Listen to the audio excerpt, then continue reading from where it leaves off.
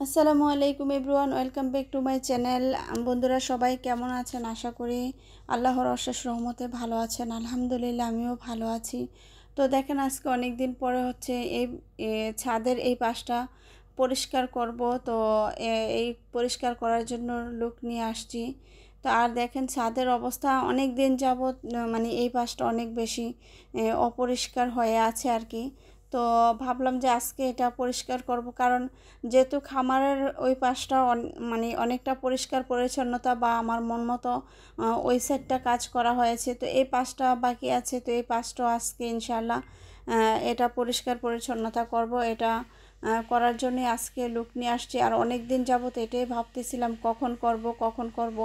তো এরকম একটা চিন্তা ভাবনা ছিল আর কি, যে কবে এই কাজটা শেষ হবে, এই পাশটা পরিষ্কার করব। তো যাই হোক, আজকে ফাইনালি পরিষ্কার করার জন্য হচ্ছে লোক নিয়ে আসলাম। তো এই যে দেখতেছেন এখানে যে কিছু মাটি বা ইটের কঙ্কর এগুলি আছে, তো এগুলি সব ফেলে দিব। এগুলি একটু মানে এই পাশে রাখবো না। তো যেহেতু আমার হচ্ছে ছাদের মধ্যে দেখতেছেন অনেক বেশি ময়লা আবর্জনা আছে, বা এই পাশটাতে যে ইটের কঙ্কর বা মাটি আছে এই সাইডটাও একেবারে কর্নারটা পরিষ্কার করে ফেলে দিব আর কি। তো এগুলি আসলে গাছ লাগানোর জন্য রেখেছিলাম ড্রাম ভরে। তো আসলে ওইভাবে ড্রামগুলি আনা হচ্ছে না বা আনতে পারতেছি না। আপনারা জানেন, আগে যে ড্রামগুলি আনা হয়েছিল, তো ওইগুলি অনেক অনেক বলার পরে, অনেক রিকোয়েস্টের পরে ওইগুলি আনা হয়েছে। এতদিন পরে পেয়েছি, প্রায় 2-3 মাস পরে। তো এখন হচ্ছে আবারও বলে রেখেছি কিছু ড্রামের জন্য।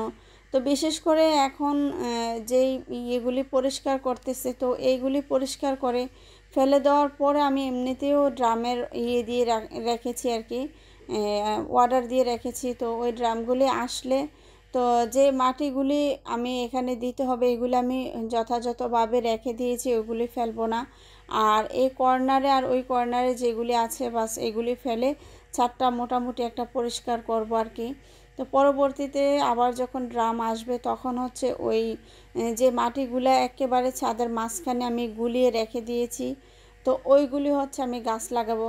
এই যে এই পাশে আপনারা দেখতে পেয়েছেন ওইগুলি আমি গাছ লাগানোর জন্য রেখেছি। এই যে এই পাশে এগুলো আমি গাছ লাগাবো এই মাটিতে। আর এখন যে আবর্জনাগুলি আছে বা টুকটাক ময়লা বা এইগুলি তো মাটি আছে, কিন্তু আসলে আমার এখানে এই পাশটাতে এত মাটির প্রয়োজন হবে না, তাই আর কি। আর দেখেন এখানে মিষ্টি আলু একটা হয়েছে এই বস্তাটার মধ্যে, তো এই মাটিটাও ফেলে দিব আমি। এই বস্তার যে কঙ্কর বা মাটি আছে, তো আমি মিষ্টি আলু গাছটা উঠিয়ে ফেলেছি, শাকটা রান্না করব অথবা মুরগিকে খাইয়ে ফেলবো। তো আলহামদুলিল্লাহ। আর এই মাটিগুলিতে পরবর্তীতে গাছ লাগাবো। যে মাঝখানে দেখতে পাচ্ছেন এগুলি ফেলবো না আর কি, এই যে এগুলি, তো এগুলি আমি পরবর্তীতে গাছ লাগাবো।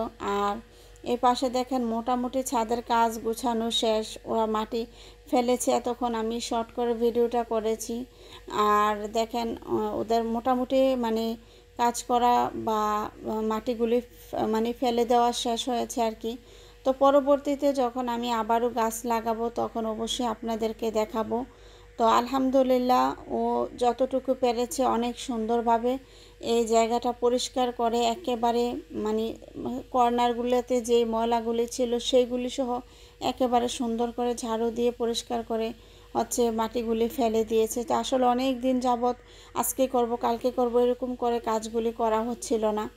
তো যাই হোক, আলহামদুলিল্লাহ অবশেষে হচ্ছে আমি ছাদটা এই পাশটা অনেকটা পরিষ্কার করেছি। তো আর যদি নতুন করে ড্রাম আনা হয়, তারপর যে মাটিটা আছে রেখে দিয়েছি ওই ড্রামে ওই মাটিটা রেখে বা উঠিয়ে তারপর হচ্ছে গাছ লাগাবো, তখন আরও ছাদটা পরিষ্কার হয়ে যাবে একেবারে।